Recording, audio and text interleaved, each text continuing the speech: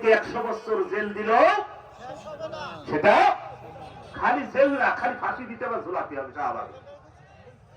কথা বলে ঠিক না? এটা আমার কথা না, কোরআন শরীফের ভিতরে আল্লাহ পাক বলেছেন ইয়া আইয়ুহাল্লাযীনা আমানু কুতিবা আলাইকুমুল কিসাস। হে নবী, ওরা যেভাবে হত্যা করেছে ওদেরকে ওইভাবে হত্যা করো।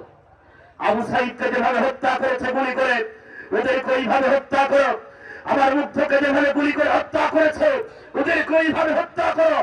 আমার ভাইরা এইভাবে আল্লামা সাঈদীকে যারা ইনজেকশনের মাধ্যমে হত্যা করেছে ওদেরকে ওইভাবে হত্যা করতে হবে। ঘোষণা কার? আমার মতন বাতাড়ি হুজুরের না। আপনারা মনে করবেন এটা কোনো বাতাড়ি মাসলা না। আল্লাহ বলছে কিসাস, ওরা যেভাবে হত্যা করেছে এইভাবে ওদেরকে হত্যা করো। কারণ অন্যায় ভাবে এদেশের হাজার হাজার তরুণ ছাত্রদেরকে হত্যা করেছে। কথা বলেন?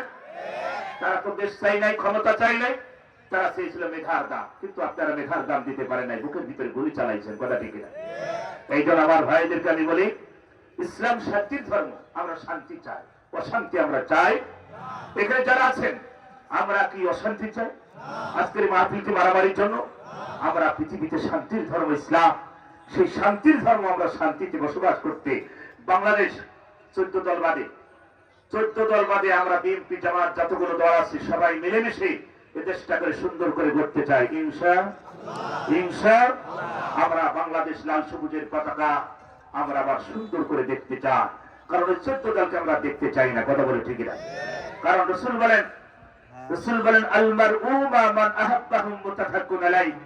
এই পৃথিবীতে যার সাথে যার সম্পর্ক হবে তার সাথে তার হাসর নাসর হবে। কারোর যদি সম্পর্ক 14 দলের সাথে থাকে তার হাসর নাসর হবে 14 দলের সাথে। কথাটা বুঝতে পারছেন? আপনি চিন্তা করুন, ওই দলের ভিতরে দুইজন ব্যক্তি ছিল, একজন ওলি আর একটা দরবেশ। কি ছিল? একজন ওলি আর একটা দরবেশ। ওলি ফরজ নামাজ পড়তো না, তাহাজ্জুদ পড়তো 70 থেকে 80 রাকাত। নাম কি? ও বাটপার আদি পালাইছে। কথা ঠিক না? আদি বাটপার পালাইছে, খালি মাঝে মাঝে ডায়লগ দিত, বিএনপি জামাতকে বলতো আসো